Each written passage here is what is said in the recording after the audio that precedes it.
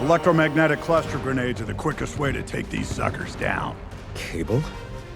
XMan 97 is quickly proving to be one of the stalwarts in the X-Men animated universe, and the main reason behind a growing appreciation for this ongoing series is the intense, fast-paced storylines that are authentically captured from the comic books. Since the show is a continuation of X-Men the animated series, we finally get to complete pictures and a few characters like Cable, whose whereabouts were previously ambiguous. One of the key reintroductions of one such crucial character is Cable, aka Nathan Summers, the son of Cyclops and Madeline Pryor. In this video, we will explore the importance of this character so far in the show, and also look into the possible impact that he will bring in a grand season finale. Before we go into our explanation, we have a very small request. If you like our content, please support us by subscribing to our channel. This is a small click for you, but for us it means a lot. Thank you, and let's begin.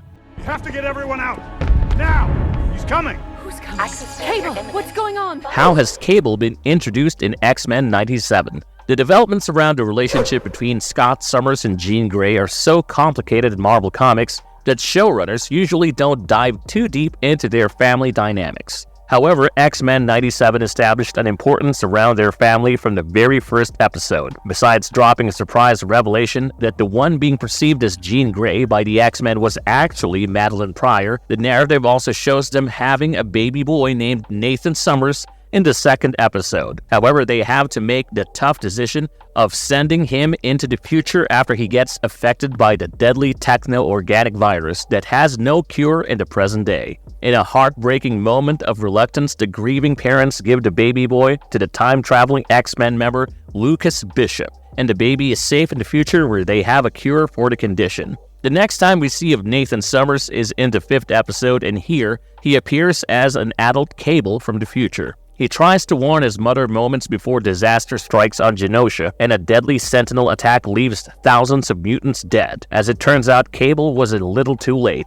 and he is forced back to his timeline before he can make an impact. In the seventh episode, he fixes his timing and arrives at the perfect moment to save his father, Cyclops, from being killed. Here, the X-Men are investigating the real brains behind the Genosha massacre, and a few leads from Boulevard Trask lead them in a secret Sentinel facility. They get a nasty surprise when Trask, after seemingly falling to his death, comes back as a Prime Sentinel, which is a mixture of human and cybernetic traits. Basically, this is the part of a much greater plan by Bastion and Mr. Sinister, who plan to use the Prime Sentinels to eliminate every mutant out there. The Trask Sentinel is far superior to any of the X-Men, and the mutants don't stand a chance in the short face-off. Just as he is about to blast away Cyclops, Cable appears and eliminates the Trask Sentinel with his futuristic gun. When his father, Cyclops, recognizes his baby boy from the future, Cable is quick to dismiss the sentiment, suggesting that there is no time for such emotions in this crisis. He further adds that the X-Men must find a way to defeat Bastion and his Prime Sentinel,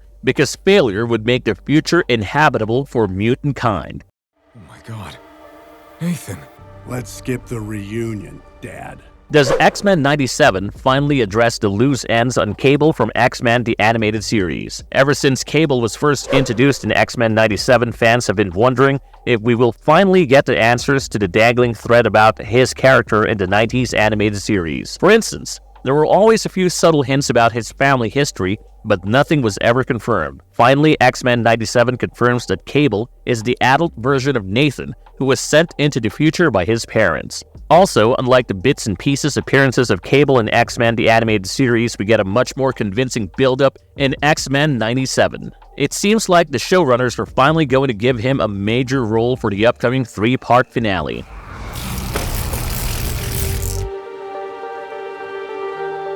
Why he might be the key factor in the X-Men winning against Bastion and the Sentinels. The show has nicely set the stage for a grand finale where the X-Men are faced with threats of epic proportions. The real mastermind behind the Genosha massacre has been revealed to be Bastion, who is working alongside Mr. Sinister to materialize his dream project, Operation Zero Tolerance. The Prime Sentinel technology that he has come up with is extremely advanced, and the X-Men seem to have no answers to counter it. The brief face-off with Boulevard Trask's Prime Sentinel version proves that the X-Men are up against a far more overwhelming force, and this is where Cable comes into the picture. We have seen that his access to futuristic tools and weapons makes him a handy ally in such tricky situations. He is the one who neutralized the Prime Sentinel, and given that the threat is all set to increase several times, he might need to bring in all the tricks and experiences from his time-traveling prowess. Another major advantage that he has is the knowledge about the possible outcomes in different situations, and the X-Men will benefit immensely under his guidance. Also, it is worth noting that Professor Xavier is yet to rejoin the team, and from the looks of it, Bastion already has plans for him. Meanwhile, Magneto, the acting leader of the X-Men, is also shown as a prisoner of Bastion, and it is quite likely that he will try to transform Magneto into one of his Sentinel weapons as well.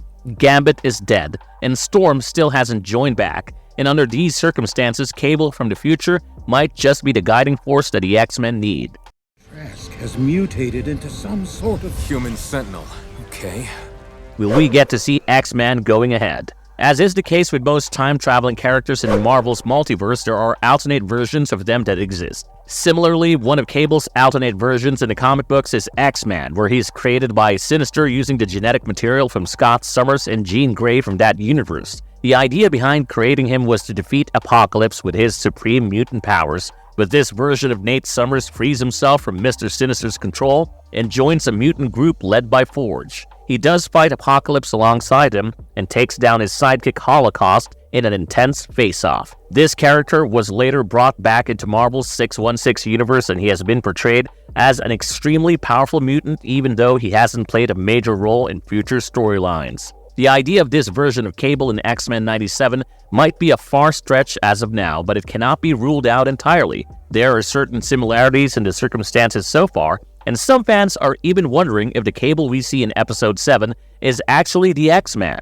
With the amount of time travel that is likely to be involved in the narrative, it is certainly not impossible to introduce someone like this alternate version of Cable into the picture. Guess what would be truly amazing? Cable fighting alongside his alternate universe version for a greater cause that determines the fate of the mutants. Now that's what we call a showstopper.